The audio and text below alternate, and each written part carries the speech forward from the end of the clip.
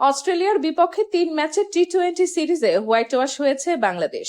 সিরিজের শেষ ম্যাচেও ব্যাটিং ব্যর্থতায় 7 উইকেটের বড় ব্যবধানে হেরে গেছে টাইগাররা। ৩ ম্যাচের সিরিজে শুরু থেকেই ছন্দে ছিল না বাংলাদেশ। প্রথম ম্যাচে মাত্র 131 রানে অল আউট হয়ে 4 উইকেটে হারে। দ্বিতীয় ম্যাচে লড়াই জমলেও জয় ধরা দেয়নি।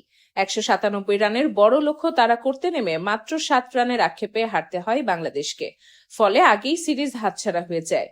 আজ রোববার চট্টগ্রামে হোয়াইট ওয়াশ এড়ানোর লড়াইয়ে মাঠে নামে টাইগাররা। তবে শুরু থেকেই ব্যাটিং বিপর্যয়ে পড়ে বাংলাদেশ দল। অস্ট্রেলিয়ার নিয়ন্ত্রিত বোলিংয়ের সামনে 20 ওভারে 9 উইকেট হারিয়ে বাংলাদেশ সংগ্রহ করে মাত্র 109 রান। জবাবে ব্যাট করতে নেমে শুরু থেকেই আক্রমণাত্মক খেলতে থাকে অস্ট্রেলিয়া।